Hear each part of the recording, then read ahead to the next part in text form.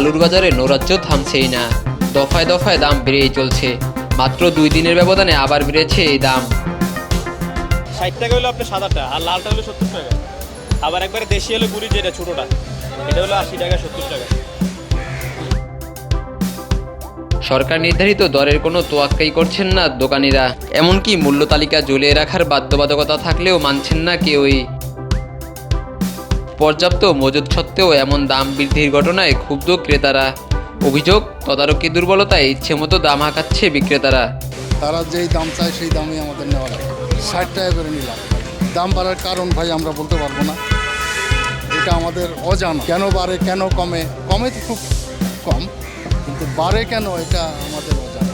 আছে সবই নয়, আলু ভর্তি আছে, দেখেন বাজার ভর্তি আলু আছে, আলু আছে, অভাব নেই, দাম বাড়ছে। সব আইটেম আছে, সব অ্যাভেলেবল, কিন্তু দামটা আসলে কন্ট্রোল করা হচ্ছে না। সিন্ডিকেট ব্যাপারটা তো আমরা এতটা বুঝি না, এগুলো যে সিন্ডিকেট কীভাবে করে বা কী করে। আজকাল কমিউনিকেশন তো অনেক ফাস্ট, কিন্তু আড়তদারদের দাবি এখন আলু সংরক্ষণ করা হচ্ছে হিমাগারে। ফ্লাকচুয়েশনটার মাত্রাটা খুব বেশি। হঠাৎ করে আপনি কালকে কিনলেন 50 টাকা, আজকে এসে দেখেন সেই আলু 60 টাকা। দাম বৃদ্ধির জন্য সরবরাহ ঘাটতির অজুহাত তুলছেন ব্যবসায়ীরা।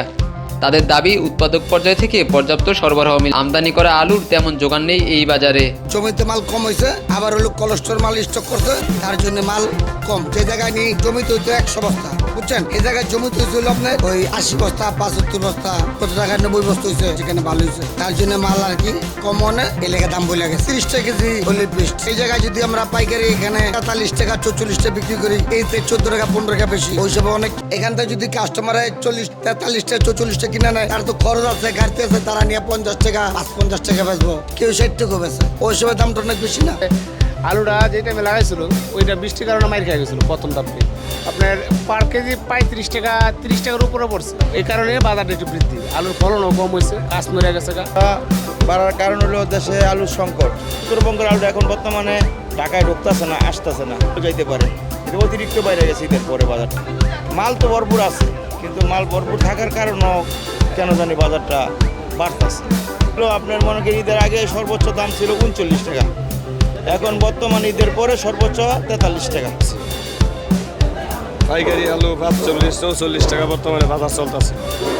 তো ঈদের আগে একটু কমে আছি, ঈদের আগে তো 45 বেচতাম, 30-40 কিনতাম, অন্ত কিনুন লাগে 45-44। ঈদে 5-7 টাকা তো ঈদের পরে ভালো আলুর মধ্যে। এই ব্যবসাটা হইলো মোটামুটি এক ধরনের একটা সিন্ডিকেট। কাঁচা আলু সময় আসিন 22 টাকা 25 টাকা, 22 টাকা 25 টাকা আসিল, 4 টাকা আছে আলু কিনে রাখছে। দেখা যাচ্ছে 1 কেজি আলুর মধ্যে 25 টাকা 20 টাকা ব্যবসা করতেছে।